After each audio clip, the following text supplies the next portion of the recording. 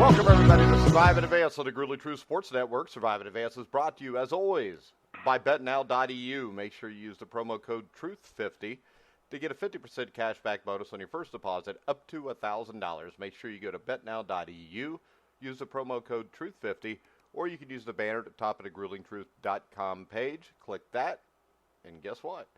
You use the code TRUTH50. I'm your co-host for Survive and Advance, Mike Goodpaster. Shut up. All right, you haven't been introduced yet. Don't speak until spoken to. 1981 national champion. Of course, he played for Bob Knight, so he's used to being talked to like that. Help me welcome to the show, Steve Risley. How you doing, Steve? How you doing, Mike? It's another beautiful day in Los Angeles. It's going to be 100 and something to here today. We're having the heat streak that you guys had a couple weeks ago now, but we don't get the humidity. So, but.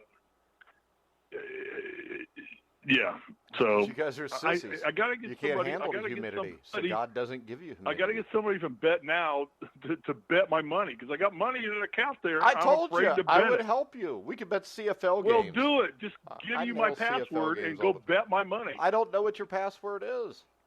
Well, if you want, how about this? Just give it out on air, and the first person to get on can bet your money. I'm going to give them your cell phone number, though. I'm going to put your cell phone number on there right now. My cell phone number is 513-239-0849. It doesn't matter. I got T-Mobile service. If you call me, I'm probably not going to answer anyways. And if I do, I'm going to have to tell you to call my home phone number because it's going to drop. Oh. Because it's like $100 cheaper a month than Verizon. But you don't really get service. So I don't know if it's really like good of a deal. But they just merged, didn't T-Mobile and I think they merged with else? like AT&T or Sprint. Doesn't matter. Service. No, Sprint. I think it's Sprint. We have AT&T, and they suck too. Yeah, because my wife gets on me because if somebody calls me on the cell phone, I end up outside for the rest of the time because if I walk in front of my house in two specific places that are 10 feet wide, I can get cell service in those two spots. If it's raining, though, I just can't talk to you. Because I can't get you. And you know it. You've called my cell phone number before. It always I'll call you back on my home number. There you go. There's only like 12 people that have landlines left in the United States, and I'm one of those. The only people that have my cell phone number are the collection agencies trying to get money from me. Well, you know, I found out through my landline that I can actually block those numbers, so when they call, it'll ring once. I can see it, but I'm not going to answer, and it doesn't bug me by ringing all the time. But you know, the thing that amazes me, the thing that amazes me, they'll switch numbers, but then I just block it again. And it just looks like after 6, 7, 8, 9 months that they would give up. But they try at 8 in the morning, and they try all the way to 8 in the evening. And I'm just, I'm busy because I don't want to pay it. I mean, it's not my fault that I don't have the money. It's their fault. They shouldn't have gave me the card. Who the hell in their right mind would give me a credit card? I'm the same way. Who would give me a credit card either? The joke's on them. I use the Freddie Couples principle. Freddie Couples says he never answers his phone when it rings because he's afraid there's going to be somebody else on the other end of the line. So he just never answers his phone. Well, sometimes, you know, the other thing I like is this. All these places pop up scam likely when they call my cell phone. Oh, I know. Yeah, you get that now. Yeah, you get that. Or scam alert or, yeah. Yeah, the two people that call me the most are Scam Likely and Steve Risley. Oh, Jesus. Okay, what did you think of the debate last night? Real quick. I think they're Democrats, so I don't care. But I like Tulsi Gabbard because Tulsi Gabbard, number one, she's pretty hot for a presidential candidate, but also she ripped up Kamala Harris, who needs to be ripped up, you know, because I don't like her, and I like Joe Biden because Joe Biden falls asleep during the debate. He's going down. Oh yeah, he falls asleep while he's giving an answer, and then you had the one Gillibrand. Who I saw, Biden answered a question, and then he said, well, Ms. Gillibrand, what do you think about that? And she looked at him, and she obviously fell asleep during Joe Biden's dissertation also because she didn't know what the hell they were talking about. So And all then I like know is this. Well, if this is the best the Democrats have to offer, Donald they're in Trump's going to trouble. be the president again. Oh, he's laughing all the way to the bank. He's just going, refuel Air Force One. I'm going to be here another 4 years. Yeah, if the because it's Democrats just a can't bunch throw of anything idiots. better than that at him, he's going to tear them apart. Yeah, and the fact is funny. this: if your Democratic presidential candidates can't debate a moron, who can they debate? So that's why they debate themselves. And they spread this out over 3 hours on 2 separate nights. I didn't watch it. I know you and Lucas watched it, but I'm not watching that crap. I watched it, yeah. Jeez. I just watched the highlights, or shall we say the lowlights. You can go on Twitter and find all kind of stuff. I just need sound bites. I don't need to hear the whole thing, because all they want to do is give stuff away. So, you know, and here's the thing. And we got to get to sports. I know we're going to get to sports here, but here's the thing. I've not heard one of the 20 people running come to the table with solutions. They just want to tell you what the problems are. When's the last time you heard a presidential candidate in any party come forward with solutions? I mean, probably the closest was Ron Paul, and then they just acted like he was crazy and ignored him. There you go. There you go. But I like de Blasio because he's 6'8", so I got to go for the big guy. I never like guys that are 6'8", because the problem with being 6'8" is the blood flow usually is slow to your brain, and you're usually not very smart. With that being said, let's talk about the Major League Baseball trade deadline. All right. We had a wild night last night, I got a question for you, because yesterday you made the comment, can anybody beat the Dodgers? I think it's obvious who could beat the Dodgers after yesterday. The Giants? The Giants? The Giants? Yeah. The Giants are like 2 games over 500, struggling for a wild card. No, they picked up Scooter Gennett. Yeah. From the Reds. They stole one of your Reds players. So do you think that was the biggest pickup of the day? Oh, no, I don't. I don't think it was the biggest pickup of the day. Well, I mean, the thing is this. You now have the Houston Astros, who will have Garrett Cole, Justin Verlander, and now they pair him with Zach Greinke. And I think this is the team that... Zach Greinke's the biggest pick. He's the biggest pick. He's the biggest steal. Oh, yeah. I mean, the Astros now have a startling, amazing big three. And I think they've got to be the favorites to win their second World Series in 3 years. I mean, last year they lost, Game 7 at home to the Red Sox, and now you've added Zach Greinke. Yeah, but the Dodgers, I mean, and they're not necessarily my team. I mean, I'm probably more of a Reds fan than a Dodgers fan, just because that's where I grew up. It's a team I spent cheering for all the time. But Greinke is a blockbuster for them. But the Dodgers have, they didn't make any. They picked up a few minor leaguers or some insignificant players, basically. But they've got power. They got power on the bats. They got power on the bats, but you win with pitching. And last year they had power on the bats, but the Red Sox had better pitching. Houston also added a starter, Aaron Sanchez, a reliever, Jeff Bigieni. I don't even know how to say that. It's Italian. I don't speak Italian. But the only thing they did was strengthen their starting pitching. They strengthened their bullpen. And the Dodgers didn't really strengthen anything. Neither the Yankees didn't do a whole lot either, but we'll get to that in a little bit. Another team that I think won here are the Washington Nationals. And I think it would be much easier to just address relief pitching in the offseason rather than completely turning over the bullpen during July or every July. Yeah. But that being said, they acquired 3 relievers, right-handers Daniel Hudson, Hunter Strickland, Ellis, and Hunter lefty Strickland. Roenius Ellis. And those aren't great additions, but they strengthened what was a weakness for the Nationals, and the Nationals have very good starting pitching. I think the Nationals are a threat in the National League. Well, I mean, I don't know. What's their record right now? Are they in the hunt right now, the Nationals? Yeah, they're in the hunt. Okay. Again, I'm too busy following NASCAR. My God, you're like that Gillibrand woman last night that had no clue, and she just goes, it looks. All right. But another team. They got Daniel Hudson, too. I already said that. You see, you weren't paying attention. Yeah. You were asleep like Sleepy Joe Biden. But another team in the American League, I think the Cleveland Indians and what they got for Trevor Bauer sets them up big time. I mean, they lose Bauer, but they offset it by the return of Daniel Salazar, hopefully followed by Corey Kluber and Carlos Carrasco. If they get all them back, this is a team that could contend, they could challenge Houston. Plus, you got Yasiel Puig. Now, I don't think he's a consistent everyday guy to hit 50 home runs, but he's going to have a couple streaks, which we talked about this yesterday, which are going to make him dangerous, especially with just 2 months left in the season. And I think they trailed the Minnesota Twins by 3 games right now. I know it was 3 games going into yesterday because I remember looking at it yesterday because I look at the standings. Yeah, and you know what? Cleveland's got a beautiful ballpark. You know how I know that? And this is going to piss you off. Because you watched it on TV?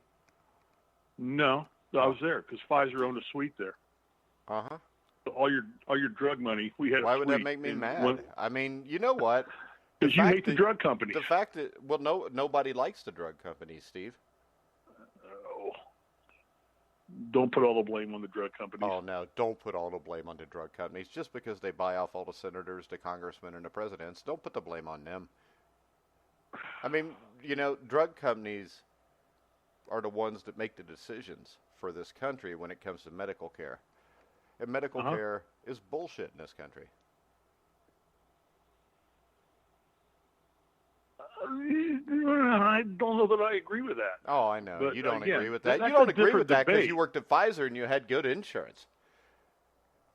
You know, I've got great it's easy to agree with it when you're fabulous basically, you know, fed with a silver spoon your entire life. Your get entire adult life, you every- didn't have to worry about insurance. You didn't have to worry about whether I could Right. afford to go to the hospital or not.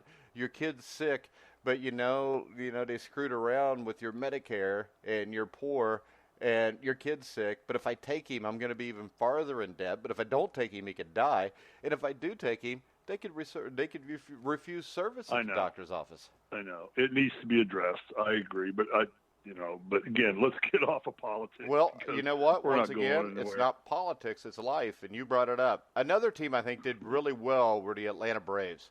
And I think they would have liked to have added a right fielder. They got a shaky bullpen, but it gets a huge boost from Shane Green, Mark Melancon, and Chris Martin. So I think the Atlanta Braves right there are geared up to, do battle with the Washington Nationals to win that division as this year goes on. Okay, I'm reading that. I read that. And this is again kind of our team, more your team than my team, but still, what is Trevor Bauer going to do for the Reds? Is he going to strengthen them? The Reds are done for this year. The Scooter Gennett trade doesn't make sense to me. The Trevor Bauer I could live with. Most Reds fans are mad about it, but overall, they also lost Tyler Mahle for not much from what I could see. I mean, the way they traded this and what they traded for, you're not really going to know for a couple of years, but it hurts them in the long run. And right now, they sit like 6.5 games out of first place. So there's still 2 months left in the season. I'd rather see them if they would have traded for Bauer, kept Gennett, kept Mahle, and let it go with that, I would think they would have done well because they're still attempting to win. And attendance in Cincinnati is not great anymore, win or lose, because people have kind of given up because, you had the playoffs in 2010, 12, and 13. Then they can't pay the players. They have a fire sale. They get rid of everybody. This is a team that Todd Frazier, as a Cincinnati Red, when the All-Star game a few years ago was played in Cincinnati, wins the home run derby, and a couple days later they traded him away. It's the only thing the fans had. And right now, they had Aroldis Chapman at one point, which was a reason why fans went to games. I mean, I went to a bunch of games just to watch Aroldis Chapman come in and throw the ball 106 miles an hour. And then they took that away because they couldn't afford to pay him. So is it a problem that is inherent in baseball? I mean, the Minnesota Twins have had a great year, had an 11-game lead at one point. It disappeared in just a few weeks. It's down to 3 games now. But that's a good young Twins team that eventually will be broken up and sold off to the Red Sox, Yankees, Dodgers, and Astros. Okay. So the powerhouse teams, the Dodgers, the Yankees, Houston made some. They probably had the best night of anybody. I agree with you there, from what I've read.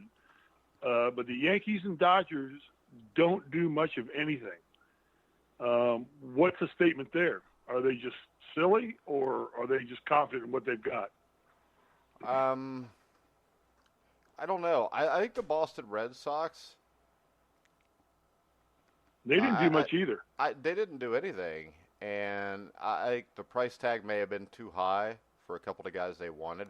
But when you look at Boston, you can check out the GrulingTruth.com, where we had one of our writers from the Boston Red Sox site who thinks Dombrowski did the right thing staying pat. I think the Yankees, they needed to make their starting pitching better. I mean, why wouldn't the Yankees go after a Madison Bumgarner, which maybe the Giants don't want to give him up since they're in contention now, but also Zach Greinke? Why wouldn't they go? And maybe they did. Maybe they couldn't just offer that much. But the teams here that I think hurt themselves are contenders in the American League, which are the Yankees, Red Sox, and Twins, because the Twins need to upgrade a bullpen that's been not very good. They had an 11-game lead a few weeks ago, and it's down to 3 games. So, I mean, with all of it, I question those 3 teams the most. I question the Reds. Not that the Reds were going to win the division, but I'd have liked to have kept some hope at least until hopefully the middle of August. Yeah. Well, okay. So, did they hurt themselves? The Yankees hurt themselves, or just not help themselves? Is there a difference? Well, this is the thing, though. I think you hurt yourself when you look at the fact that your biggest contender is the Houston Astros, and the Houston Astros got a lot better yesterday. So, I mean, I think the Astros were already slightly better than the Yankees. Now they're better than the Yankees. And I think what you're headed for is a rematch of a couple years ago where you get the Astros and Dodgers in the World Series probably. Which pisses me off because those are 2 National League teams for the majority of my life. How much did Chicago Cubs help themselves with getting Castellanos? Well, they helped a little bit, but nobody in the National League Central really did anything to up themselves a lot because I think all those teams are still in it, except for probably the Pirates. So they stayed pat because the Cubs, I think the Cubs have the best team roster out of the 4 teams left in contention in the NL Central. So I think that's what they were going with. Milwaukee doesn't really have a lot of money to play with. St. Louis, I would have expected to make a move, but they didn't. But let's face it. I mean, Houston is in this to win it. I think the Nationals have a chance. The team that comes out of the National League Central, I think the problem is you can stay pat and win that division if you're any one of those 3 teams at the top, but you're probably not making it out of the playoffs and in a World Series with the rosters you have. So you don't think the Dodgers are for real? Yeah, I just said I think the Astros will play the Dodgers in the World Series. I think the Astros will beat them. Again. So when I look at it, how much does Puig power up Cleveland? He'll power him up. That's a hitter's ballpark. That's a hitter's ballpark. Are there any ballparks that aren't hitters' ballparks anymore? Well, not with a juice baseball, which is what everybody seems to think is going on right now. Not just baseball. I mean, you got shorter fences and all the new parks. Players too, yeah. Juice players too. I mean, it doesn't matter. I mean, maybe they just make the balls better now.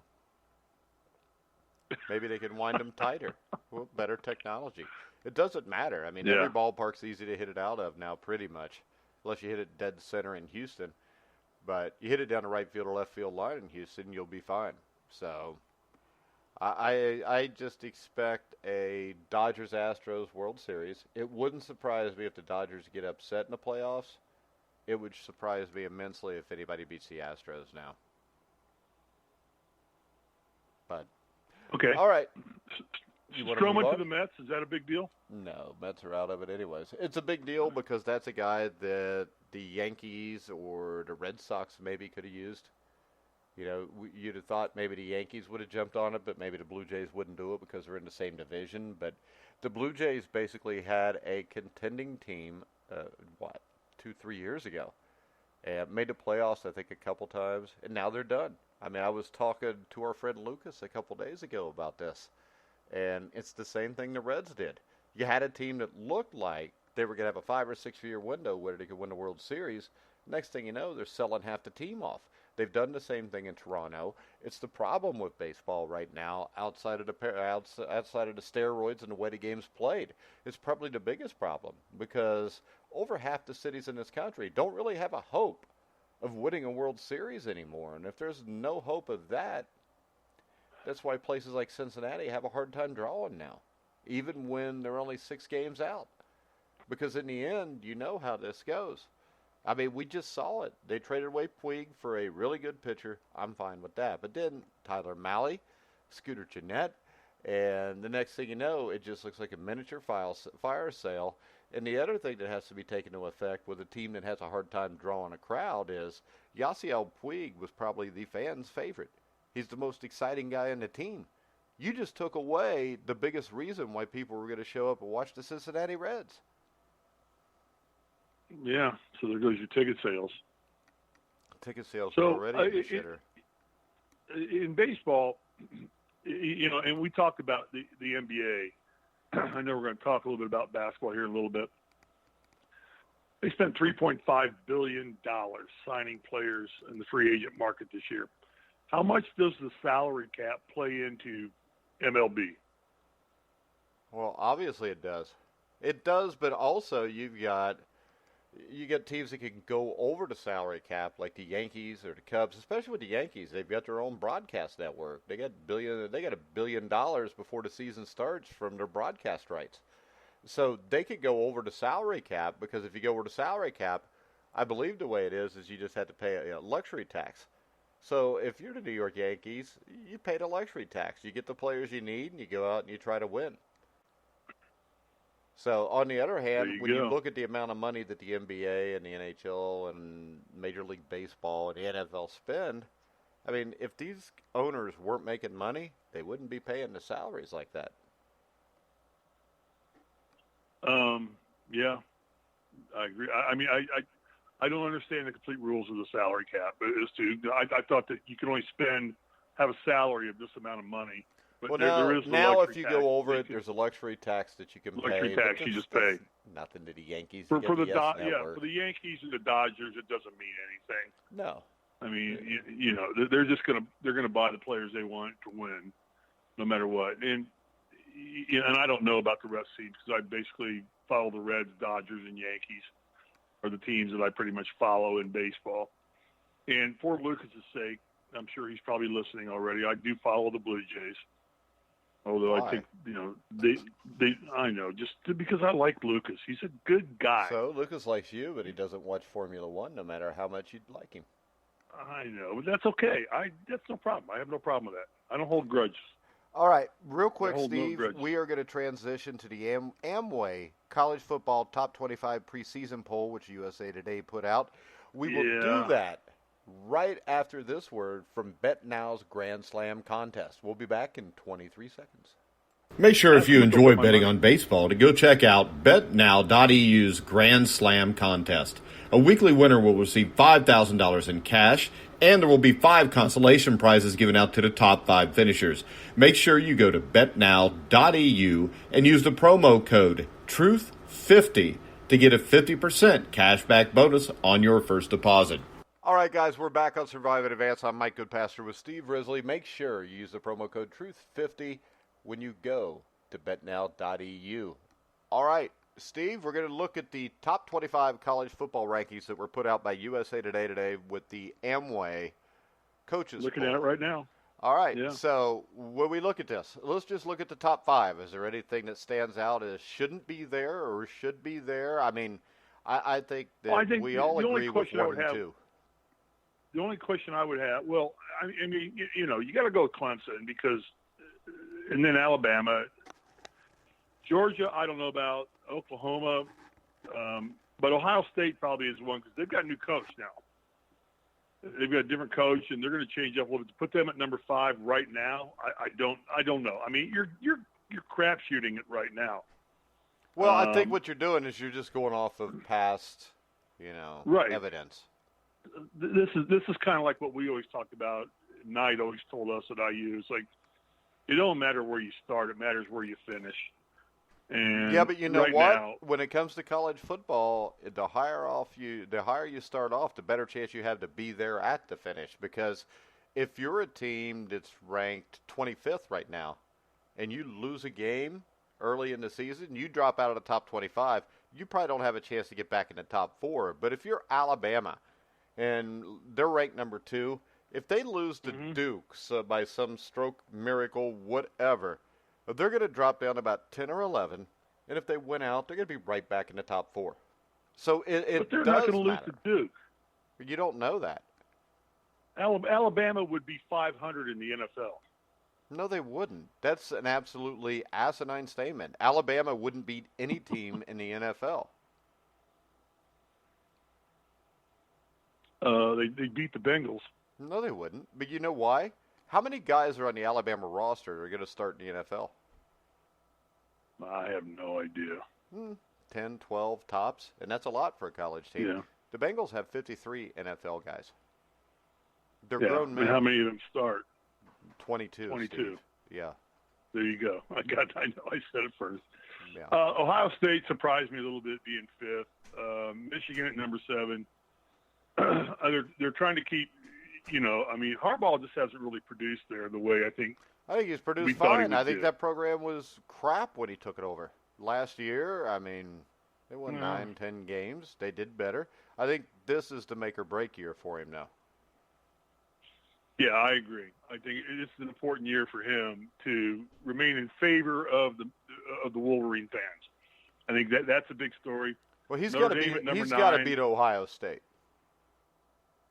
Oh, he hasn't. Has he done it yet? Has they beat Ohio State at all? No. No, he has. So he's never beaten Ohio State. But see, in his defense, I think Ohio State every year was the better team. I think this is the year where he's got his best chance. And it's not just because Urban Meyer left. But that does help. But I think he might have the better team. And I think the game's at Michigan. He's got Shea Patterson, who was decent last year, who should improve this year. So he'll have a quarterback. Ohio State's a team that athletically may be better this year. That's why I don't have a problem with them at 5. I just have questions about whether Ryan Day can keep them there or elevate them, or if it will drop off after Urban Meyer leaving. I think another team here that's interesting is Florida, who's number 8. They're a team that has not gotten any quarterback play or offensive production. They're great on defense, but the offense is terrible. You look up Jake Fromm, I think, is one of the big reasons why Georgia's number 3. But I think with Georgia's coaching situation, and I think their coaching situation has probably cost them a national championship over the last 2 years, maybe a couple of them. I would question them. Number 4, you got Oklahoma. I think Jalen Hurts will step in and be a hell of a quarterback there. He's the reason why Alabama got the 2 national championship games. Then we go to number 9, Steve. And you talk about teams that are way overrated because Notre of their Dame. name. It's Notre Dame. Yeah, Notre Dame. Yep, I was going to bring that up.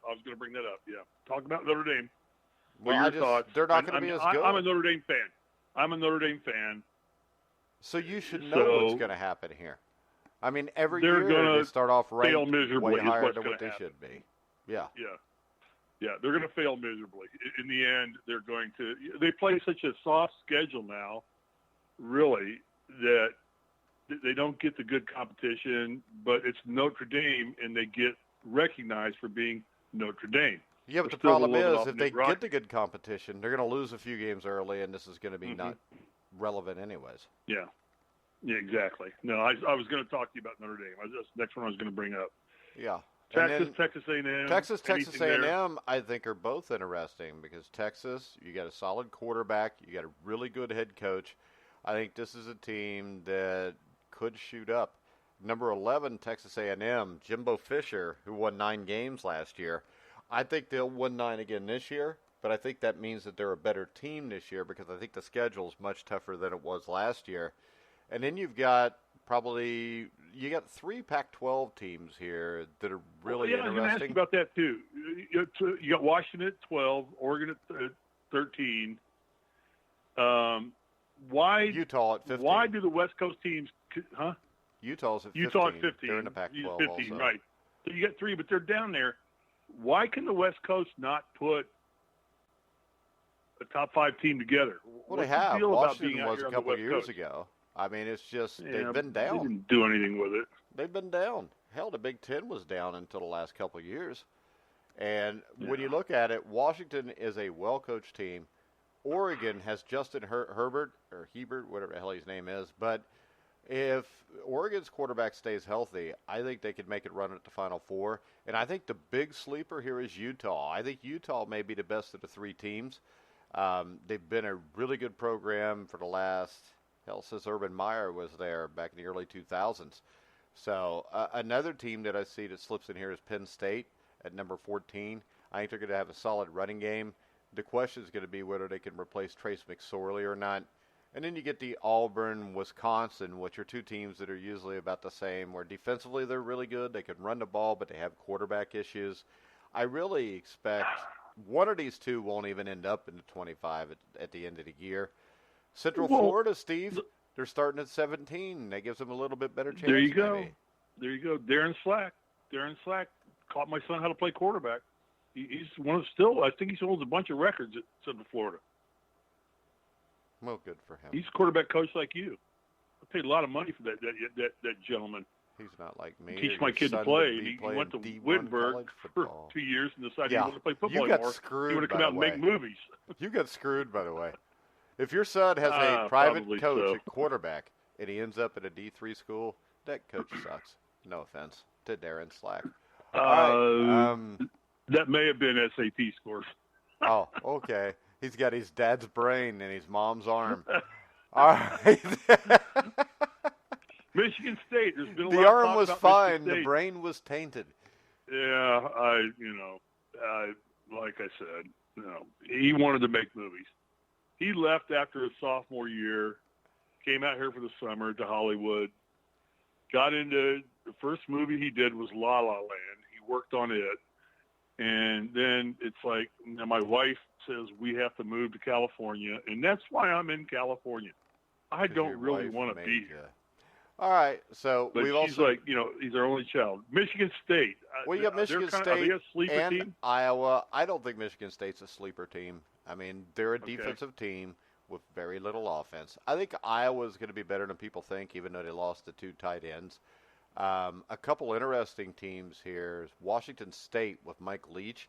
They're always dangerous with his air raid offense. The Syracuse Orangemen, who I know Robert Drummond loves, who does the CFL Weekly Pick'em show with me and Brian Schmidt. You can hear that on thegurleytruth.com. We did it last night for this week's games. Syracuse, the ACC is really weak. The ACC might have been the best conference in football, college football, 2 years ago. But now, I mean, Syracuse is the only other team that I see in the ACC. You got Stanford, Iowa State, Northwestern. I don't think Northwestern should be there. Stanford's there because of their coach and their tradition. Iowa State, I think, has an extremely good coach. But there's some teams here that I think should be in this top 25. And you can go find the Grueling Truth top 25 and find these teams that I will speak of. Yep. But the biggest team to me is Nebraska. Because Scott Frost, I think, is going to be a hell of a coach. He did great things at Central Florida, and he's got a quarterback, Adrian Martinez, who's a dual-threat quarterback. And if the offensive line can play well and the front seven plays the way it did at the end of the season, I mean, this is at least an 8-win team that breaks the top 25. But being in the Big Ten West with the Iowas and the Wisconsins, I really think that the Cornhuskers could be one of the top 3 teams in the entire Big Ten, which sets them up to probably, we could have a Nebraska-Michigan or a Nebraska-Ohio State Big Ten championship game. I think Nebraska is a sleeper to possibly go to the college football Final Four. Wow. That's a bold statement. Now, another team, coach. I got one more team, too, that I would make that statement with, and that's the Miami Hurricanes. And they start the season off against, I think, Florida, and it's a neutral site matchup. Florida's ranked number 8, so we could see Miami with a win all of a sudden be at number 15. And then they follow up with a road trip to North Carolina. 5 winnable home games in a row. Bethune-Cookman, Central Michigan, Virginia Tech, Virginia, and Georgia Tech. So if they can win that first game against Florida, and they're sitting at 7-0, they're going to be ranked probably in the top 6 or 7. And Oh, if yeah. they find a solution at quarterback, that was their problem last year. Last year, they had a defense that was completely capable of winning a national championship, but they had an offense that was absolutely putrid that cost them in the end. So I think they win the ACC Coastal, but then you've got the big bear of Clemson sitting there waiting on them in the ACC championship game. So I don't know that they're ready to make that jump yet and beat Clemson, because I think they're still a couple years away from it if they ever pull it off. But I think it's a team you can see in the ACC championship game. I think it's a team you can see well within the top 20. Another team that I didn't even put in my top 25 are the Army Black Knights. Army plays the Michigan Wolverines early this season. Army can win that game. They don't really have much of a schedule to play. They play Air Force, Navy. I think they make a road trip to Hawaii. But this is a team. They don't play Notre Dame, do they? I mean, Navy plays Notre Dame, don't they? Army doesn't play Notre Dame. Yeah, Notre Dame don't want to mess with Army this year. Anyways, Army's better. But Yeah. they've got a weak schedule. And I think that's the problem that'll keep Army from rising too high, even if they go undefeated. But this is a team I think should be in the top 25, and don't be surprised if they go into Michigan and beat Michigan. Now, if they go into Michigan and beat Michigan, and then Michigan has an 11-2 season, then maybe this could vault Army near a top 10 discussion. So that first game against Michigan is huge for the Black Knights of Army. But those are the teams that I think really kind of got screwed over and left out here. And the Army-Michigan games, it's at Michigan, correct? Yeah, doesn't matter where it is, though. Yeah. It's the Army. Our Army has always played well on the road. Yeah, we kind of win everything we go to. No, we don't. But since Except for 1945, Vietnam. we haven't won Except for anything. Vietnam. We didn't win Vietnam. We didn't win Korea. We haven't won We Afghanistan. didn't win Korea. We won that Desert Storm Yeah. War in Grenada, but that was like playing Bethune-Cookman and I don't know, some other crap school. I mean, Grenada would be like Notre Dame playing against Ivy Tech. That's hilarious. But it's true. I know. All right, so I'm going through the list, and I'm seeing most of the teams here are in the Power 5 conferences. Is there just, I mean, and again, I don't put a lot of faith in preseason polls because, as I said when we started this segment, Knight said it doesn't matter where you start, it matters where you finish. In 1980, we were ranked the number one team. yeah, but in the remember country, this and though. we got beat by Purdue at all you had to do Kentucky. is be one of the top 40 teams, and you were going to go to the tournament though, and get to prove that. We went, yeah. The and problem we lost. here is And- you got to be top 4. So, Steve, in 1981, if they would have only taken the 4 top-ranked teams to the Final Four, you guys wouldn't even got a shot to play for it because I think you guys were ranked like 7th or 9th. Yeah, somewhere there.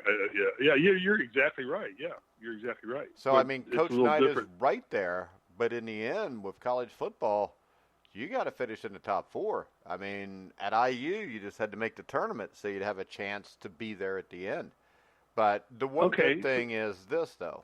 You got teams like Central Florida's at 17. I think Boise State's a team that got screwed over here, too. But actually, Yeah, I was going to ask you about Boise State. outside yeah, of Central they're not Florida, on the top 25. Outside of Central Florida, 24 of the 25 teams are in the Power 5 conferences. Right. Boise State's a team that should be here. Army should be here. Those are not Power 25 teams. If you go down here, they've got votes for probably 45 teams, and the only teams not in Power 5 conferences that even got votes were Central Florida, Boise State, Army, Utah State, Fresno State, Cincinnati, Memphis, Appalachian State, North Texas, Temple, Troy. So out of 50 teams or 55 teams that received votes, 11 were not in Power 5 conferences. Yeah. And so my question to you, and for you to explain, because this is where this is your genre, is it more important for wins and losses or opponents? Do you want to play better opponents? Because Notre Dame again, is a team that I think skirts by. Here's on the thing, though. If you're Notre Dame, they don't have a strength of schedule. If you're Notre Dame or Alabama, you don't have to make this harder than it needs to be because you want to make sure that you won't win. Make that Final you Four. So you won't win. Now, if you're Central Florida, you want a team like people. Oklahoma or Georgia or Alabama to come play you. But the problem is this. As we just said, if I'm Alabama or Oklahoma, why would I want to risk that? I mean, last year, Oklahoma risked it by playing against Army. They beat Army like 28-27 in 3 overtimes. Why would they want to mess with that again? Because one play changes there. Oklahoma is not a top 5 team last year. So it's set up pretty much just the way these things go is you just won't win. Because if a team is not in the Power 5, if a team that's not in the Power 5 makes it, then you got to get that cuts out how much money they're going to make. If you know what I mean. So. Well, no, I know. I knew because I know we had a tournament every year over Christmas called the Hoosier Classic in Bloomington, where we brought in 3 putts teams to play every year. And but once again, this is the thing. How about this? If the NCAA tournament, it was the biggest payday.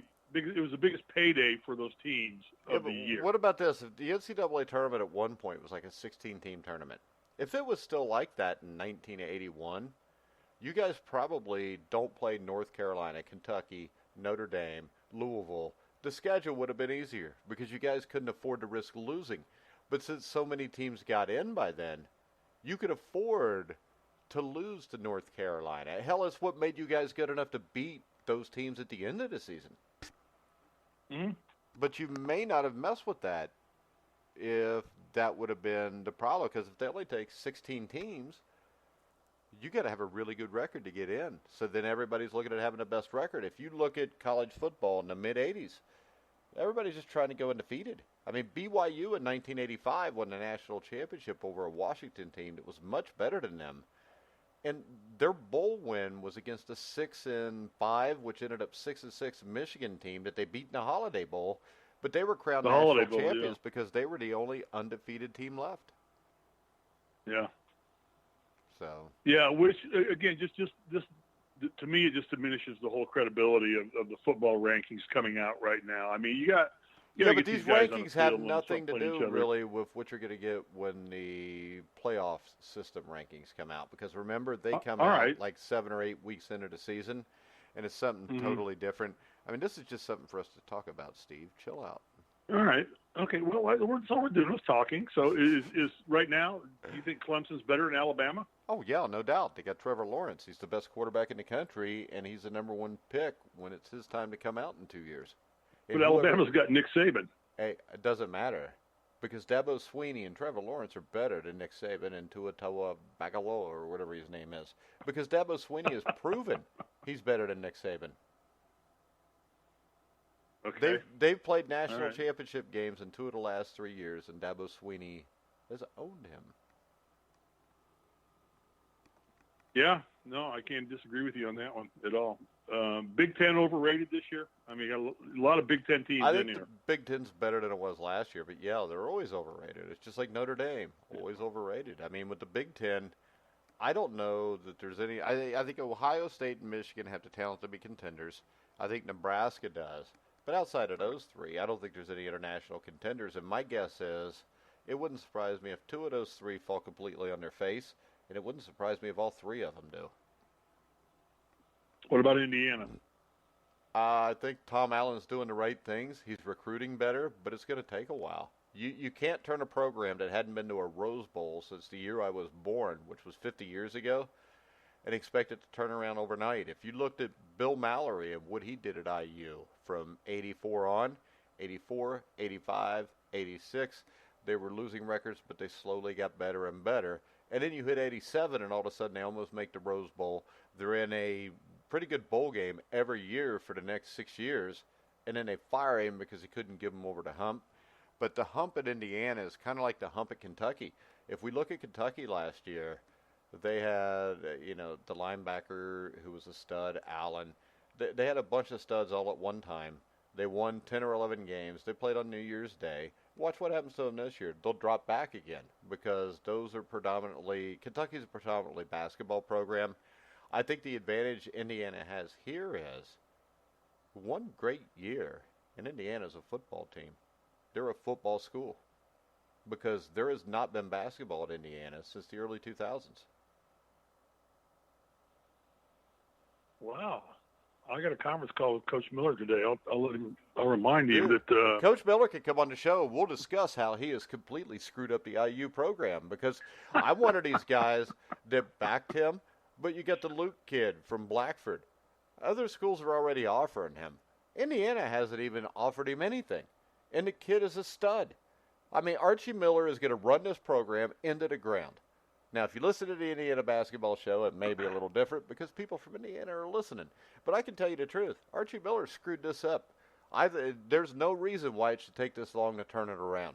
Chris Smack went to a Louisville team that had, prostitution and strippers galore. Rick Pitino's there. He steps in and takes a team that's picked to finish at the bottom of the ACC and goes to the NCAA tournament his first year. So don't tell me it should take Archie Miller more than 2 years. It's horseshit. Archie Miller sucks. Anything else? Well, there goes my season tickets. Why? You didn't say Archie Miller sucks. I know, but I'm on the program. So? And you know what? This year on the program, if they're not making the NCAA tournament, we're going to call it the Indiana Basketball Sucks Weekly Show. Colin won't come on for then for sure. He still gets to sit behind the bench. Don't give me extra reasons to call it the Indiana Basketball Weekly Sucks Show.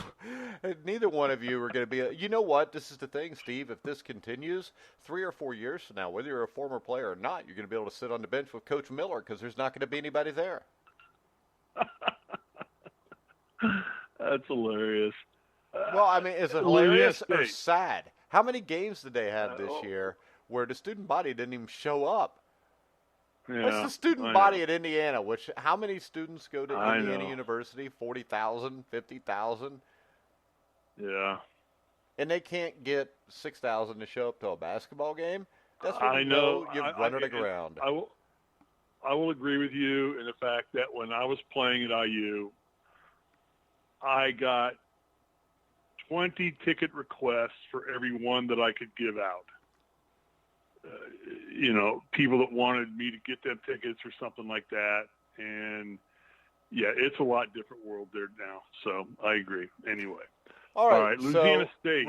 Did they have coaching issues? Did Louisiana State have coaching issues? They've always had coaching LSU. issues. But they've also always had quarterback issues. So until they fix the quarterback issues, they're like Wisconsin. I mean, they're always a great team that always falls short because they don't have the offense. But, hey, real quick, Steve, I got to pee. So we're going to take a commercial break, and we're going to listen to a commercial from one of our sponsors at Bet Now, and then we will have a slightly longer commercial break so I can pee and you can hear about the Neutral Corner. We will be back right after this. Join BetNow.eu, courtesy of the Grueling Truth Sports Network, and get a 50% welcome bonus on your first deposit up to $1,000. Just use the promo code TRUTH50. That's promo code TRUTH50. Hello, boxing fans. I'm Michael Montero of Montero on Boxing. You may have read my work in Boxing Monthly Magazine, Ring Magazine, or their associated websites, maybe Undisputed Champion Network, maybe you've heard my segments on NBC Sports Radio, or any of the other platforms where I do work regularly. I wanted to invite you to check out my podcast, The Neutral Corner. We upload it every Monday. It's available on iTunes, Stitcher, SoundCloud, YouTube, and of course at thegruelingtruth.net. Every week we go over the news, the rumors, the latest fights being put together. We analyze everything, give you the business behind the business, and then we review all the action that took place in the ring during the prior week around the world. Not just the big popular fights, but all the fights, including the little guys. And then, of course, we preview the action coming up this week. Again, Michael Montero, The Neutral Corner, iTunes, Stitcher, SoundCloud, YouTube, and thegruelingtruth.net. All right, guys, we're back on the Grueling Truth Sports Network. I'm your host. Hey, you know what, Goodpaster Mike? with One of Steve the things Risley. that I just don't know why you interrupt me when I'm trying to welcome everybody back. It's kind of rude, but go ahead, Steve. What do you want? we were welcoming you back. We were all here. We were listening to the commercial while you were taking a pee break. So we were all here. And I got to tell you, we make a product called Detrol LA. It's another drug I sold. It's for overactive bladder. Do I need to send you some samples? No, why would I want something like that that'll hurt me? So you don't break up the middle of our great show that we're having. Detrol LA. What? Detrol? Detrol LA for overactive bladder. Well, let's look up what it up. Detrol is. Yeah. Detrol could cause immediate death. It's a bladder relaxant. It looks like that would make you pee more if it relaxed your bladder. No, you don't know anything about pharmaceuticals. You don't know how it works. Actually, I know more about pharmaceuticals than you do, is my guess. I guess you probably do. I guarantee I do. I know that I All wouldn't right. give them to Anything my else on dog. college football? I think that the preseason rankings are fun. It's good. There's nothing surprising. Is there anything surprising on here to you at all on these top 25 teams? Yeah, I already told you the 4 teams that weren't in there that I thought were a surprise. Well, okay, but the teams that aren't in there. But I mean, isn't it kind of what you expected, though? These are teams That's you would what it think would always show is. up. I mean, you could take the same top 25 exactly. every year and throw it in there. Right, Except as soon as Central Florida goes 7-6, they'll no longer appear in the preseason top 25. Right. And hopefully they don't. All right, so Didn't let's their go quarterback ahead break and... his leg again? Did their quarterback break his leg again or something? Who's quarterback? Central Florida's. He broke it last year. He probably won't be ready to go this year. I thought he Mackenzie re-injured. Milton I thought I is read his name too. Since Yeah. you don't watch sports. No, I'm doing NASCAR right now. I know you don't watch sports. Golf and tennis, so I haven't caught up on football to the extent that we'll do in a couple of weeks. We'll start getting into football, but right now I'm just trying to figure out if Jimmy Johnson Nobody can make cares the playoffs. because it's not a sport. We're supposed to be talking about sports. Oh, you and Lucas.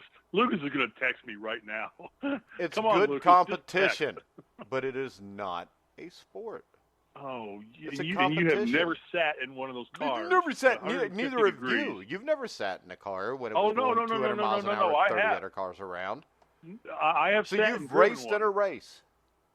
No, not in a race. That's No, like I'm not saying racing a race, I but put I on have driven a boxing car. gloves and I hit a Here's heavy Lucas. bag, so I know what it's like to be a NASCAR boxer. isn't a sport. Lucas just texted. It's not a sport.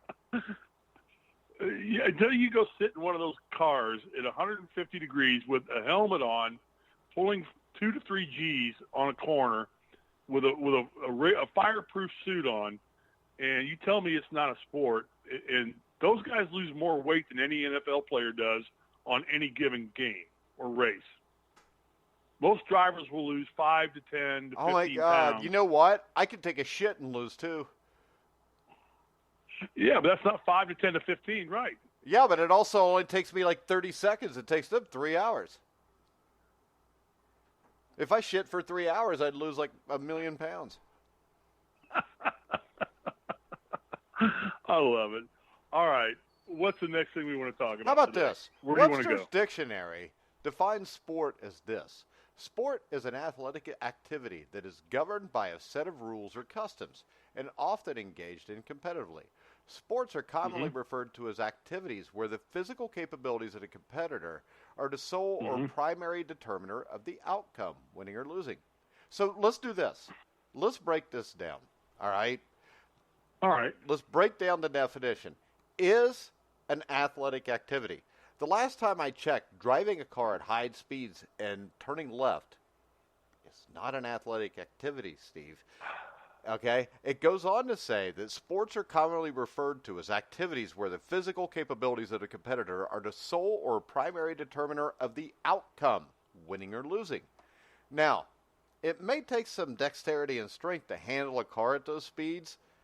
However, the driver's physical capabilities have no direct bearing on the outcome, as the definition states. The mechanical capabilities of the car, Steve, ultimately decide who wins and who loses. And that's so naive to say How's that. it naive? Are you that big a freaking idiot? I could be the greatest driver in the world, but if I blow my engine, am I going to win? No, you're not. Okay, But so if wait a you second. are- if Wait a your second. car Why holds does everybody always try to have the best car? true, well, it gives you the best chance to win. Oh, okay. Now, in sports, if I'm a boxer, if I'm the best boxer, that gives me the best chance to win. If I'm a baseball player and I'm a pitcher, if I'm the best player, that gives me the best chance to win.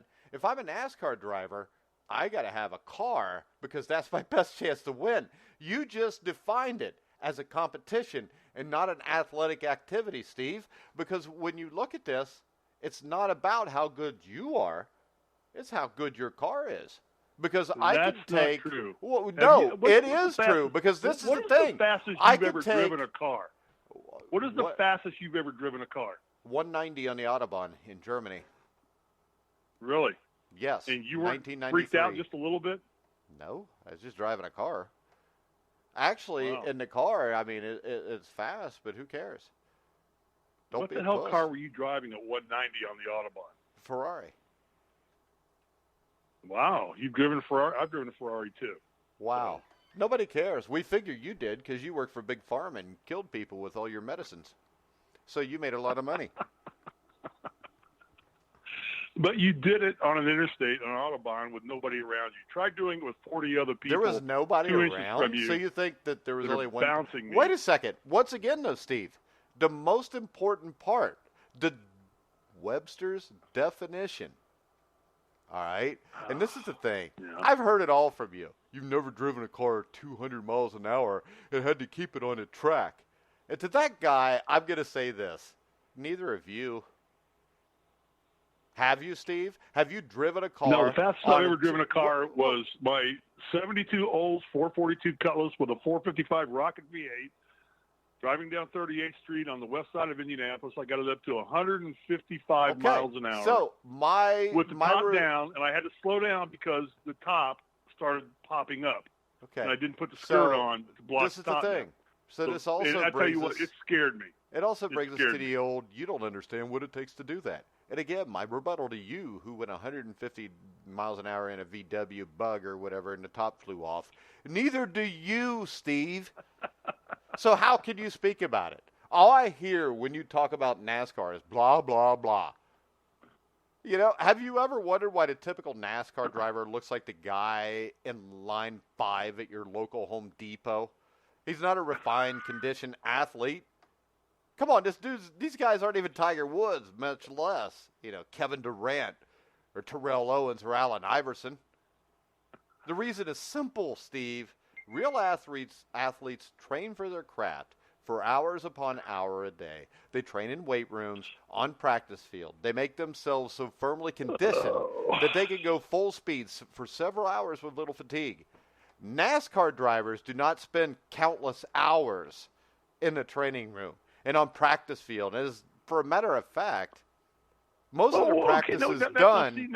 Most of their practice is done on computer gaming systems. He runs Wait, triathlons and marathons. see, you won't even shut all up the and let me time. talk. It goes, now we're going to talk about a marathon. What the hell does a marathon driving a car have to do with an athlete who's trying to run 26 miles on his own and doesn't need help? You.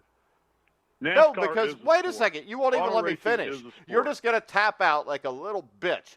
All right? So what you get is the physical I'm getting aspect ripped of on the by race Lucas. is minimal, especially since the cars are set up to allow the drivers to succeed. All right? How about this? Take Tony Stewart out of his car and put him on a basketball court. He's going to struggle. Take Dale Jr. out of his car and put him in the batter's box. He's going to struggle. Better yet, let's take Jeff Gordon out of his car and put him on a pair of ice skates in a hockey game. I'd love to see that. But you know what? Right. How about this? I bet I could put A.J. Green in a car and he can drive it. Oh, I don't think so. Oh, so you don't think A.J. Green could drive a car? He owns a Ferrari. Well, he I can't bet drive. drove He can't pretty drive a fast. car at at Watkins Glen this weekend. He can't do that. Where you actually have to make right and left-hand turns. Oh, my God, they're going to make him make right-hand turns too, Steve? What are they going to do? And you're doing it at 150 miles an hour. Oh, man, really? That sounds rough. Mm-hmm. Okay. All right. What? All right. How about this? It is harder. Yeah. It is harder to drive on a freeway than it is in a NASCAR race. Not in Los Angeles because you can't go more than 30 miles an hour. Well, I'm just talking about if you get on the interstate, and the proof of that is in the statistical information on the amount of fatalities caused in daily driving. NASCAR and Indy don't often experience that. Dale Earnhardt's the last one I remember. So if this was so dangerous and so hard to do, there's only been one death in over a decade. And because thanks to Dale Earnhardt, thanks to Dale Earnhardt. Thanks for dying. Sadly, at his consequence, the safety of the cars got a lot stronger, and these cars are pretty well bend-proof. You'll ding the fenders, you'll beat them up a little bit, you'll crash them, but when you see a guy going 200 miles an hour, flipping down the straightaway at Talladega, lap after lap, flipping, he gets out of the car and throws his helmet and gets pissed and walks away from it. That wouldn't happen on the interstate. Okay, how about this? Let me just. We had 3 fatalities in L.A. We had 3 fatalities in L.A. last night on the interstate. Yeah, so that means it's more guys dangerous. running into each other. So the bottom line here is this. I don't feel that NASCAR can be considered a sport, Steve, for the simple fact that the crew chief and his crew are ultimately the ones who decide how that car is going to run. My Uncle Joe, who was a cop who hit a cow and got fired for it because he was drunk on duty in like 1974. True story, too. Well, used to tell me, without a good crew chief, you could have the best driver around and still lose. That statement still rings true with me. Hold on. Be quiet. You're going to let me talk. If you're not going to let me talk, I'll just mute you. That statement rings true because, frankly, he's right. If your crew chief and your crew have a good day and everything is assembled perfectly, chances are the car is going to run better and stronger, giving you a better chance to win. If the crew chief and the crew have a bad day and things don't go together as smoothly, chances are the car won't perform up to its capabilities and you're going to lose. Okay, I look at this debate with you and I laugh every time we have it with Lucas because let's be honest. The piece of machinery in which that driver sits in is the athlete, not the driver. The mechanical aptitude of the crew chief and crew members are the key component to someone winning a race. Think about this. If a NASCAR driver has an accident and breaks off a piece of the body, but the driver is okay with no injuries, the car must be properly repaired before it can be competitive again. The driver is fine, but the car is damaged. The car is the deciding factor, not the driver. Okay, and I'll just say this, and we can get off this because because you're getting your ass kicked, Steve. So you want to get off of it. That's fine. But you brought anybody up that wants to make a Twitter comment on this can go ahead and do it now at Grilling Truth. Rear tire changer. It's a team game like any other sport. The driver and the car are just part of the team. Without a good pit crew, without a good crew chief, without a good car chief, without a good engine builder, you're going to suck. Much like all of our athletes today, you look at most of our young athletes today, the tennis players especially, golfers, they have mental gurus, they have physical gurus, they have swing gurus. This is the they have dumbest all shit these I've gurus that do everything for them. NFL players, it's part of a team. You have coaches, you have assistants. I just saw where the Lakers hired 5 new coaches today. Wow. What's that mean? Does that mean that the basketball players aren't athletes? Because I hate to tell you this, Steve. No, it does but not in basketball, mean that if you at make all. the shot, No. you win. If the ball all of a sudden loses air, they'll give you a new ball. Because the most important one is the player. All right, Boxman Steve on Twitter says, what's Risley smoking? The same shit that he gives his kid for his birthday. Let's see. Magic Mike says, this is the greatest argument against NASCAR being a sport. I never thought about it like that. Fantasy Moose says, for once, I agree with Steve Risley. There you go. For once.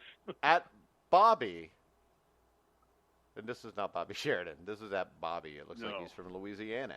And he says, to compare Jeff Gordon as an athlete to anybody in any major sport is absolutely asinine and shows the redneck attitude and the lack of brain power from Risley.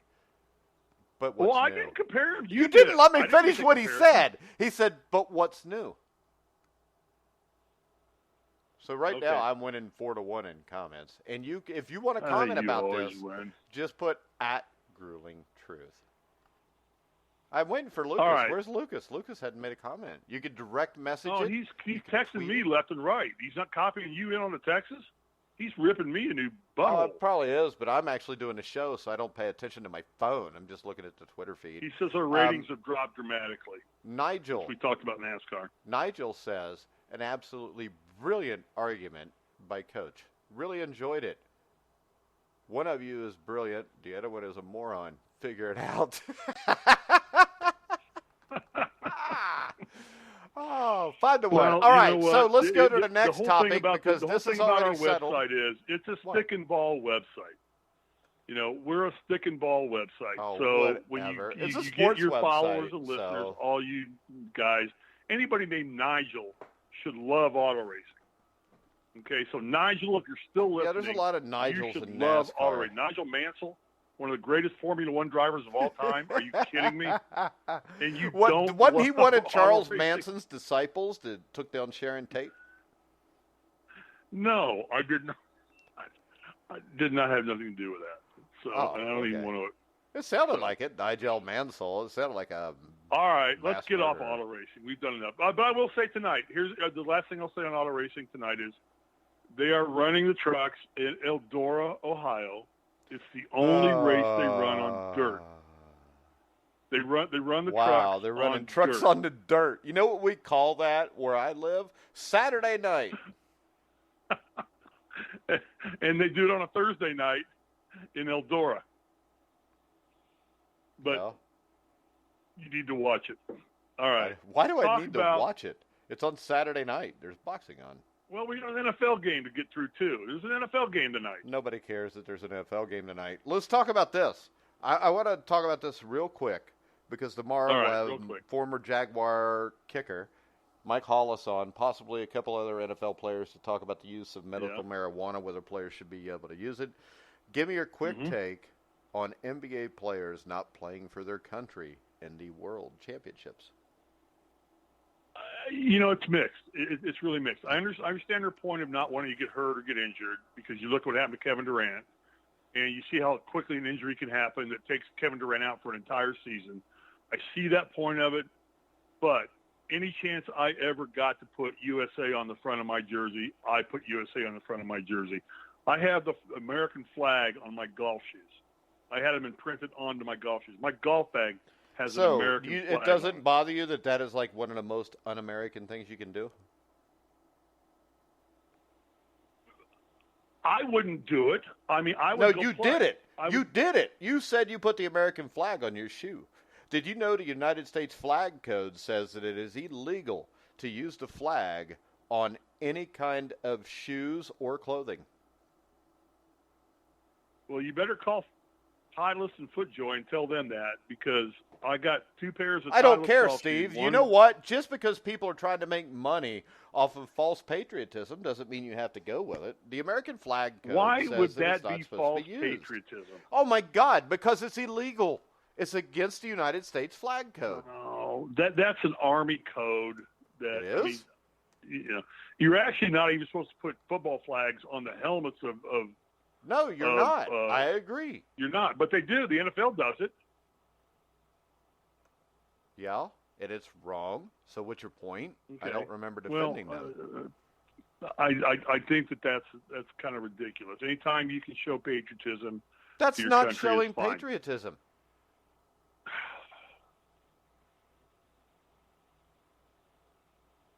It's not. Okay, because the U.S. flag code. Comment at all.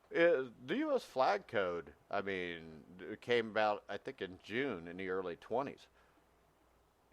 And it was made by the federal government. No, it wasn't by the military. So I know right the US there, flag even code, though you watch Jeopardy, you don't know what the hell you're talking about.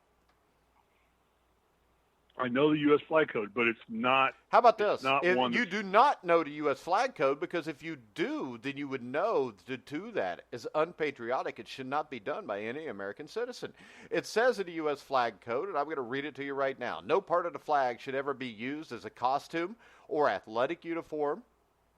Now, it does say a flag patch may be affixed to the uniform of military personnel, firemen, policemen, and members of patriotic organizations. You were not the member of a patriotic organization. You were probably, a member of a country club that didn't allow women and minorities.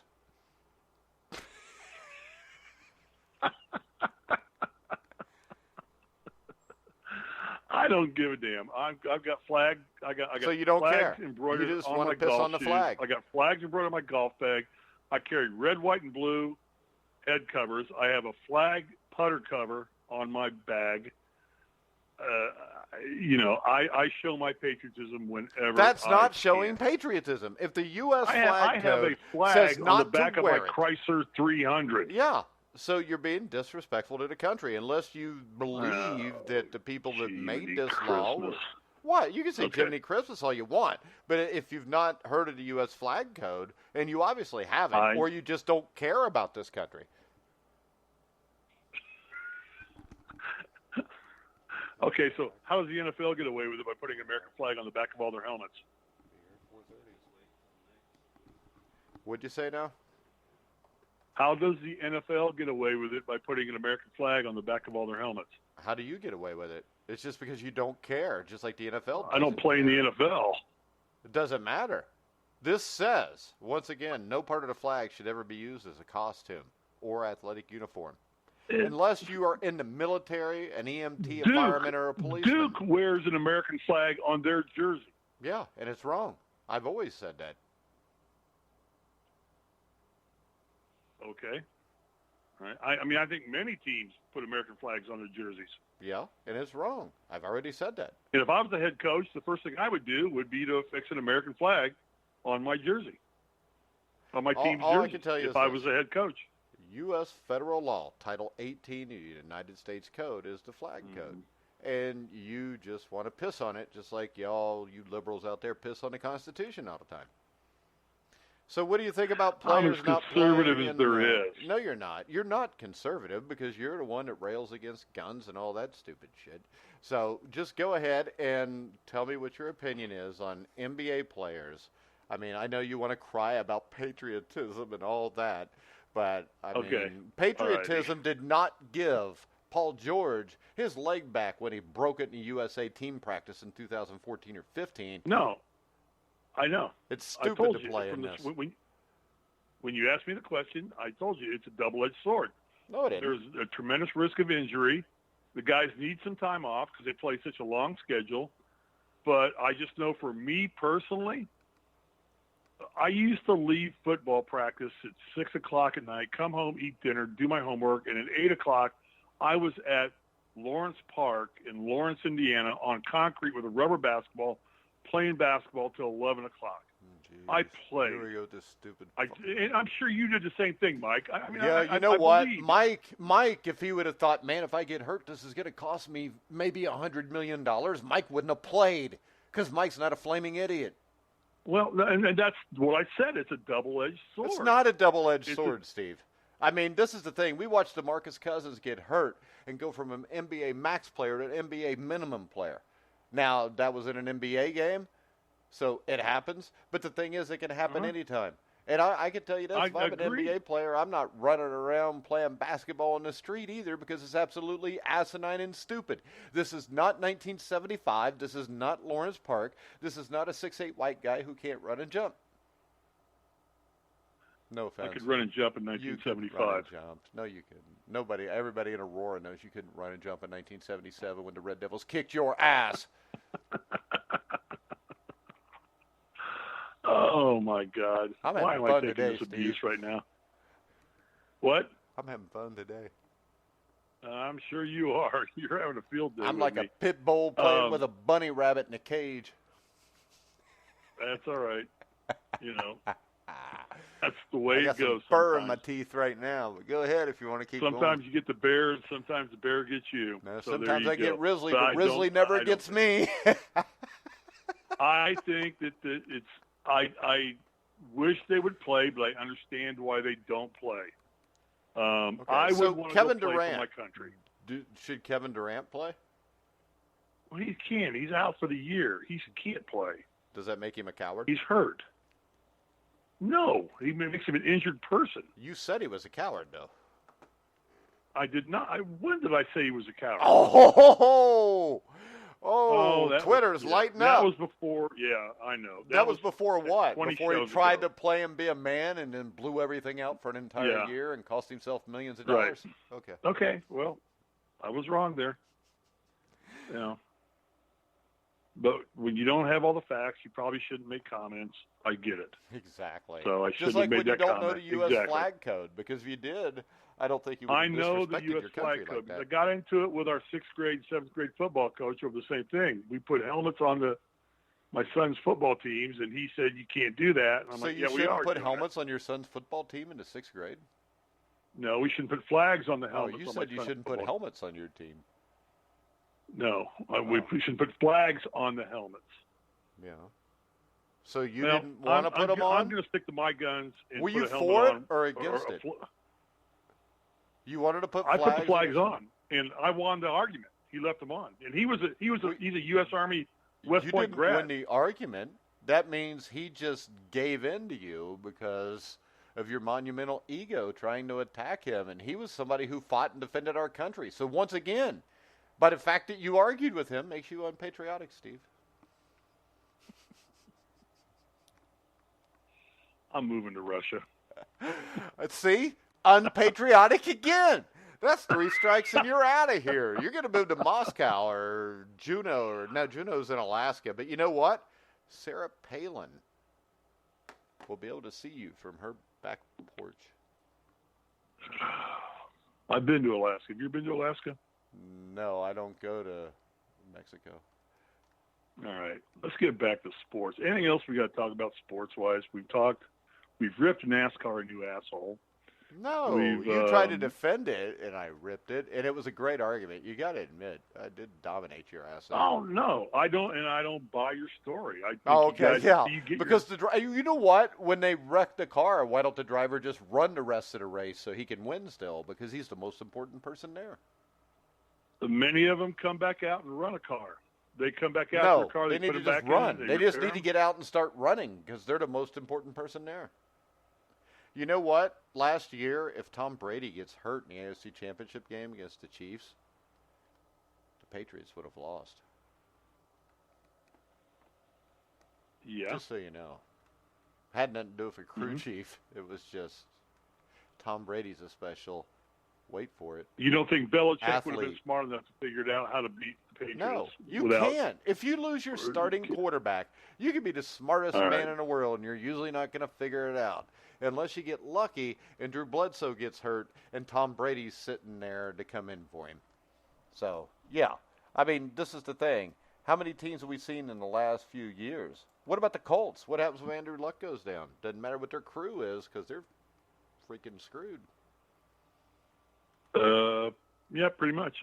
Okay. So, jockeys are not athletes. Horses are. Jockeys just hold on. And I know they do more than that. They do have something. Wow. They do have you something just to made do with that the winning. comment? Yeah, really? I'll make that comment any day. I don't care. Oh my Come God, on, what's a that's- jockey that's if you don't 5'2" think and weigh jockeys 105 don't run pounds? the I'm not horse. afraid of no jockey. I'll beat jockeys up anytime. I'll just, you know what? I'll do it like that. What was that whack-a-mole thing? If they come running at me, I'll just whack them on top of the head, right there, right there. No more jockeys. There you go. But you know what? The horse is why you win the race. To say I that give you jockeys this. are not athletes. They really, aren't. And don't you guys do a horse racing show? No, we've done horse racing shows before, like the Kentucky Derby. And you think jockeys are not athletes? They're not. They ride a horse. The horse is the athlete. The horse is the main common denominator. A jockey, just like a driver in a NASCAR race, is somebody who has some say in it. But if you've got the best horse, you're usually going to win. What do you think about the NFL's new pass interference replays? This question comes from Lucas in Halifax, Nova Scotia, Toronto. Is he back in Halifax again? Or No. This is the other Lucas? He's never been in Halifax. This is Lucas from Okay. Halifax, Nova Scotia, Toronto. I don't like instant replay, period. What do you think about the new I don't- instant replay rule? I don't like it. What is it? That the coaches can now call for review of a pass interference call. Yeah. And you I think don't it slows the there game should down. be- I think that it I think human error is a huge part of sport. I Human love when error you say that is stupid shit. It is if you're playing the game, yeah. it's a huge part of the sport. Human error is, and that means that coaches, players, managers, trainers, referees are going to make human error. And I think that's overcoming adversity, which is what sport is all about, is overcoming That's adversity so stupid. or seizing the moment. Yeah, if it's and adversity you cause yourself. capitalizing. I'm not a fan, but I mean, it's there, so you got to do it. I think right now you might as well just say every play now is reviewable. Just make every freaking play reviewable. No, because you're I talking watch about an this. NBA game. This is asinine when you make two separate comments. Because instead of opening up replay to reviews of all types of penalties and judgment plays, which I'm strongly against, because I think you got to let some things go, but it chose to narrowly focus on pass interference. The big thing about pass interference is it can have large swings of momentum in games. All right? It made one big swing in one big game. One? Only one, right? Well, don't give be me a another dick. example of another pass interference play that caused the dramatics that happened between the Rams and the Saints. Give me another example. Well, they Right didn't now. call one in the Chiefs and Patriots game. And that was in the championship game later on. I forget if that was pass interference or not. But, you know. That's what I'm saying. Oh, okay. It's not So it's frequent all right. enough that It's they all need- right. No, make wait. this- It's okay. Drew Brees, his career is completely looked at totally differently if the right call is made.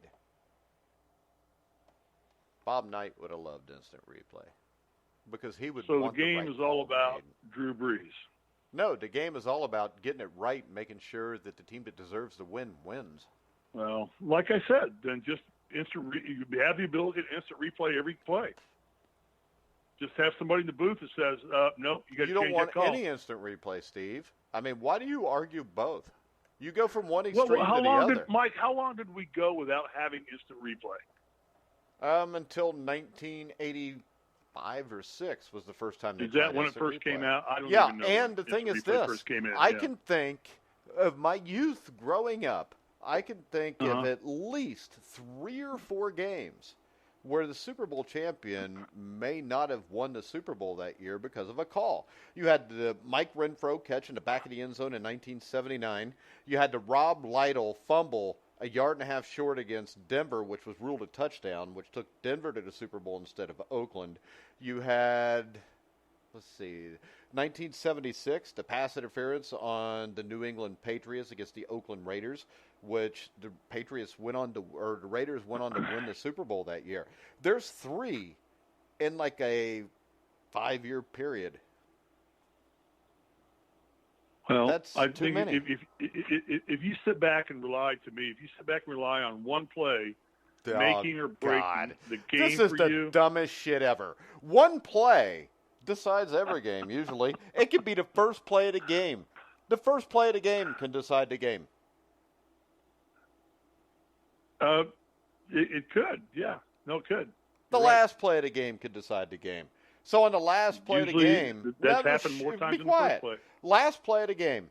Let's say the Saints and the Rams are playing. It's a 27-20 game. Or it's 27-20, 26-20, whatever. And the Rams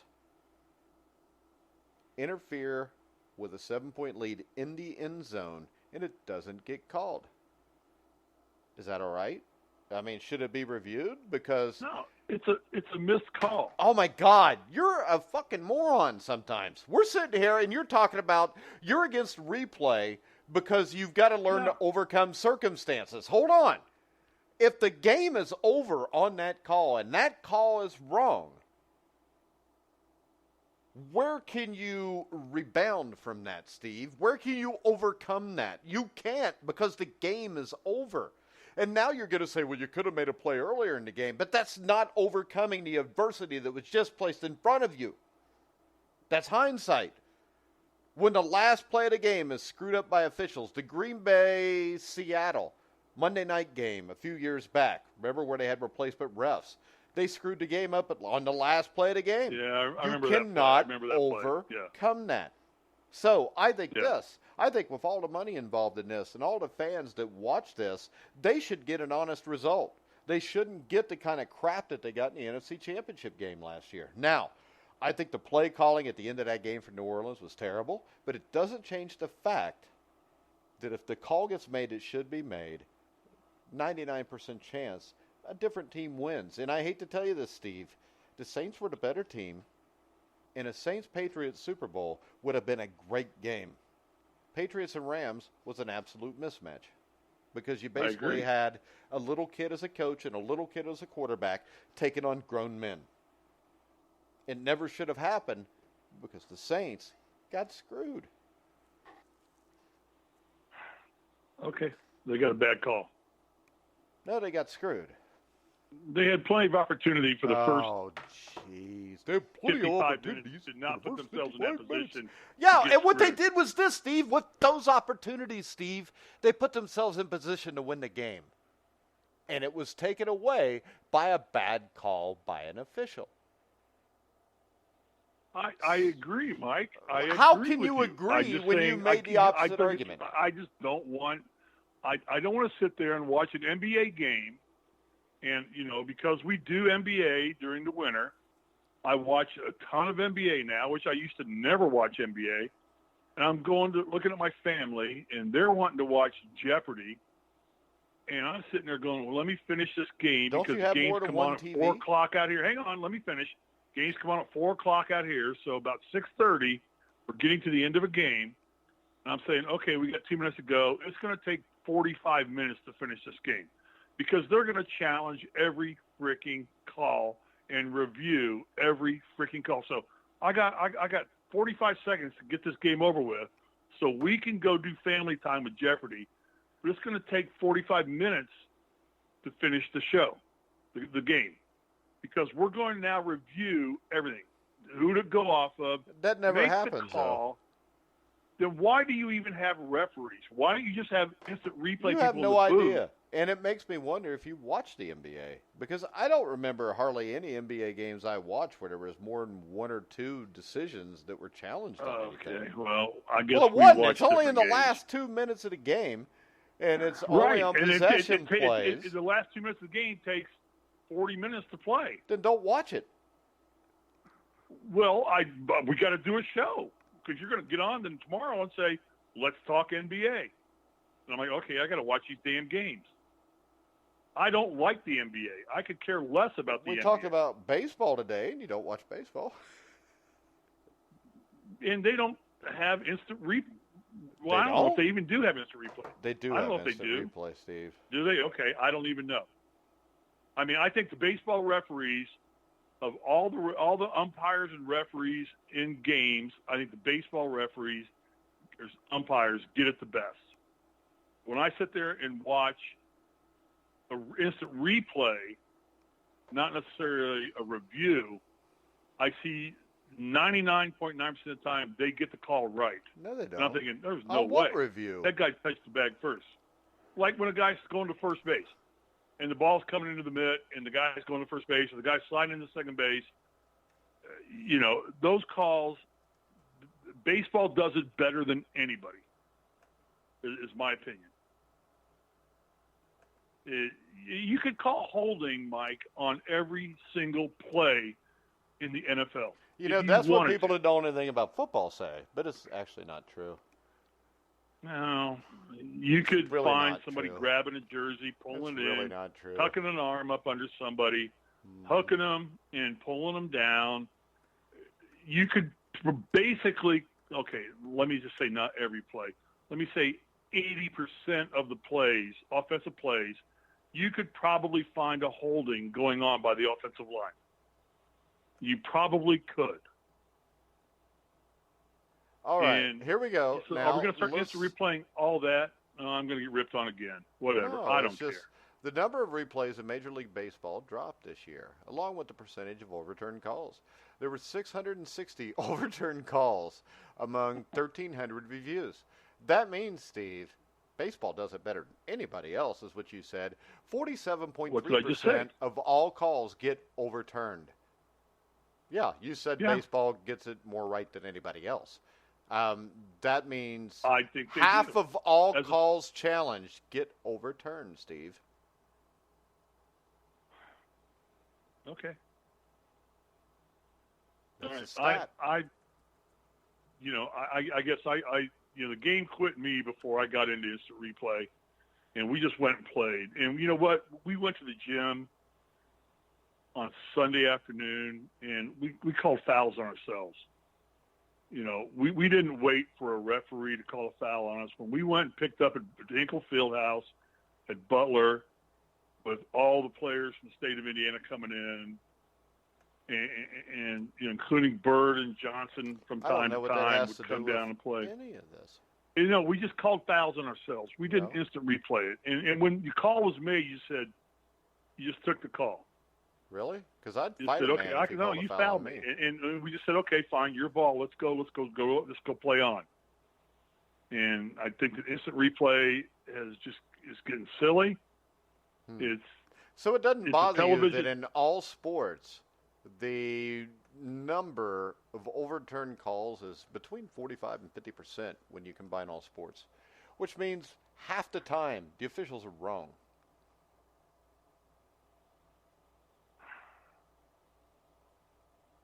1985, call it first, cost the St. Louis Cardinals the World Series. Game 6, safe or out. They called him safe. Don Dinkinger was wrong by a step and a half in an outright terrible call. We have NBA officials, Tim Donaghy's one of them, that have been busted for shaving points and changing results of games by the way they officiated a game. I think this. And you got Pete Rose. Huh? You got Pete Rose. I don't care about that. He's not an official. But the thing is this. When you can challenge these calls, I think these officials are probably going to try a little bit harder. And if you've got something as blatant as we had with Tim Donaghy in the games he did, or not to say Game 6 of the 85 World Series is fixed, but that call was so bad, it'll sure make you wonder. I mean, you had the kid that lost, the perfect game because of an atrociously bad call. I mean, that call should have been overturned. The kid should have had a perfect game. It goes down in history. There's been 23 perfect games in the history of Major League Baseball. That's just a guess. I think it's the last number I heard. But there haven't been a whole lot. And it was taken away from the kid because the umpire is an idiot. And I don't think that should happen. I don't think the game should not. I mean, the elements are one thing. But to have to get around some overweight 60-year-old man that's trying to call balls and strikes is a little much sometimes. And the same thing with NFL officials. I mean, they should not have any bearing on the game, no matter what. The right call needs to be made. If a player has to overcome something, it should be his own fumble or his own interception or his own 15-yard personal foul penalty. It shouldn't be something that is totally beyond his control. Yes, and I see your argument entirely. So I do, but I just would rather err on the side of not increasing it and making it more available to do. Like now you're going to challenge pass interference calls. which is a judgment call. I mean, if it's whether the player caught the ball or stepped on first base, that's a black and white call. No, it's a judgment call. You can replay that real quick. It's a judgment You can call. replay that real quick.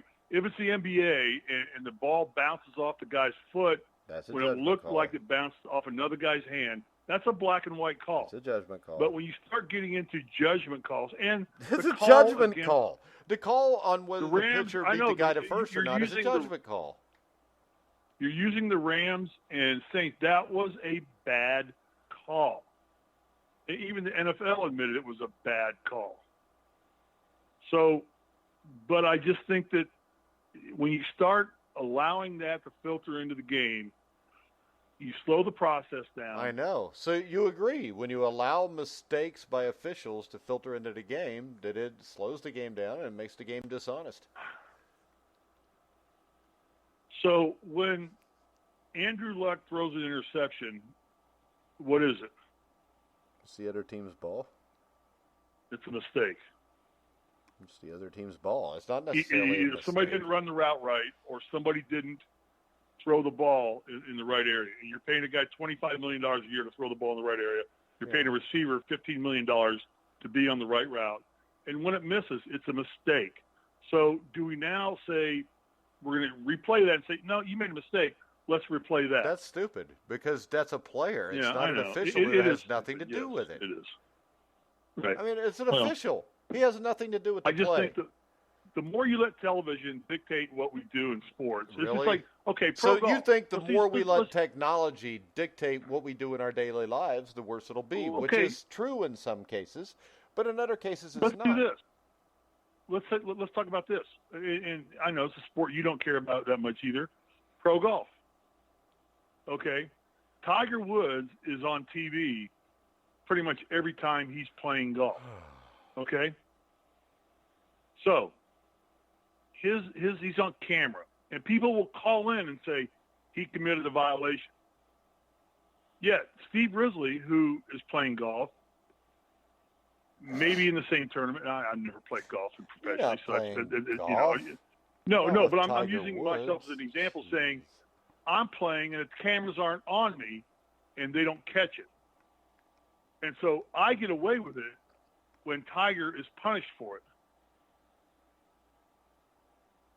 Yeah, so that sounds like golf's Tiger's problem. on Maybe TV. they should show everybody. I mean, he's not going to be on the golf course when he's not on. I mean, he's going to be on television every time he's on the golf course. I thought professional golf, everybody was on television all the time because don't they have the little streaming thing where they follow each golfer or each grouping? No. I'm pretty sure they did, the PGA Tour package. They don't do that. No. I don't know what that has to do with this. It has the same thing to do with it's. So let me ask you this: I'm looking for. In golf, all right. See, what you're telling me is there may be a golfer out golfing all by himself in the U.S. Open. Mm-hmm. Really? Well, you generally wouldn't play by yourself. You generally have a partner playing with you. So they don't send officials with them?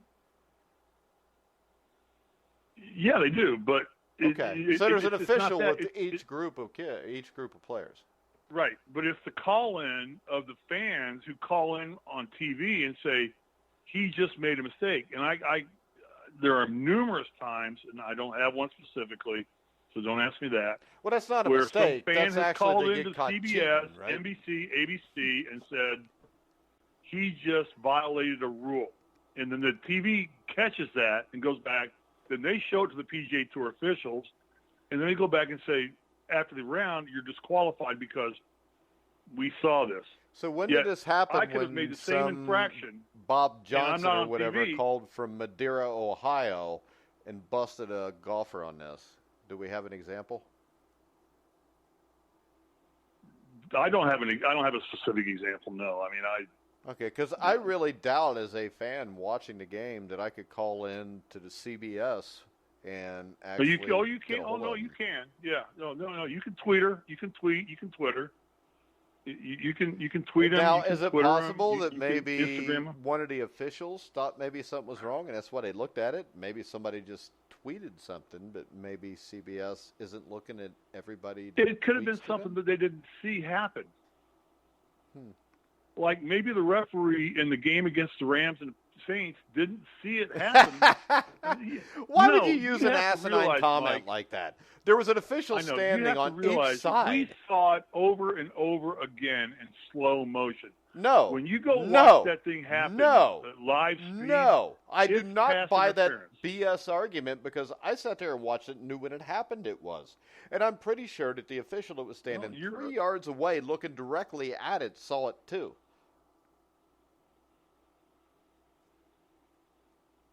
Well, he missed the call. That's part of the game. Play on. It's part of the game. Even no, they're not. Play in the snow, play in the rain, play on turf, play and on you know what? wet grass. Rain and snow is not the same thing as an incompetent 55-year-old man trying to run with, 25-year-old athletes. All right, guys, we're going to wrap it up tomorrow. We will be back at 1 o'clock where we can have the medical marijuana CBD debate. I'm going to go take something right now. Marijuana, you need to chill your ass out, is what Bob from Milwaukee says on Twitter. He said maybe you need to chill out with your son by the pool. Does everybody just hate me? That one person agreed with you. It's not that they hate you. I got one. It's just everybody loves me. I know. I love you too. I love you too, Mike. I mean, I didn't say I loved you. I said, well, we got another comment, but I'm not going to read it because it's not. Oh, no. Go ahead and read it. Read it. Come on. Okay. John from Independence, Kentucky says, why is Steve laughing? Fucking moron. Oh, my God. All right. Jerry. Well, you know why? Jerry from St. Louis he's from says Kentucky. Steve wouldn't understand it. Jerry says Steve is gay. He's from St. Louis, Missouri. We got any more, guys? Lucas, do you want to chime in? I was born in Fort Leonard Wood, Missouri. Why is Jerry saying I'm gay? I was born in Fort Leonard Wood, Missouri. Jerry, so why would Jerry say I'm gay? Hit us up with the direct message. Jerry, I got to tell you right now, Jerry, if you're still listening, I've been married 35 years. I'm not gay. Okay? All right, you can call me a dumbass, but gay? Do you want to know what Jerry tweeted back? What did he tweet back? Jerry says, I've known her for 36.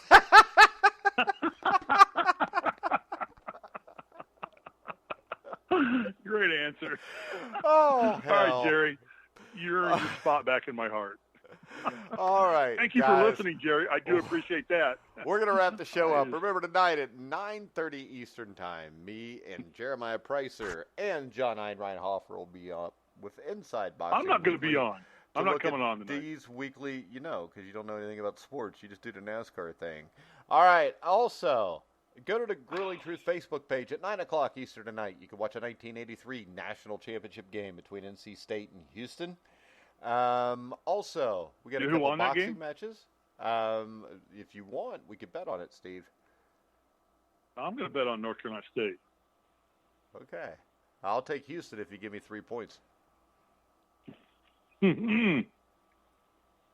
No, because Ron Charles made a tip in at the buzzer to win by 1. I think. No, he didn't. Ron Charles played for the 1979 Michigan State Spartans. Lorenzo Charles. Oh no, it was Ron. Who was Ron? Lorenzo. Who was the guy that made Charles. the tip in? Who made the tip in? I thought it was Ron Charles. Yeah, Lorenzo Charles. Lorenzo Charles. Okay, whatever. All right. All right, guys. I don't know. Just go to our Facebook page and like it. All right, we're going to wrap it up. I don't like instant replay. I'm going to. I want to remind everybody that Steve Risley's a freaking moron. And you can hear him be a moron every day at 1 o'clock on Survive in Advance. You can hear all of our shows on iHeartRadio, iTunes, TuneIn, Spreaker, Stitcher, Spotify, YouTube. Any place you find sports podcasts, you'll find The Grueling Truth. So for Steve Risley, I'm Mike Goodpaster. You've been listening to The Grueling Truth, where the legends speak.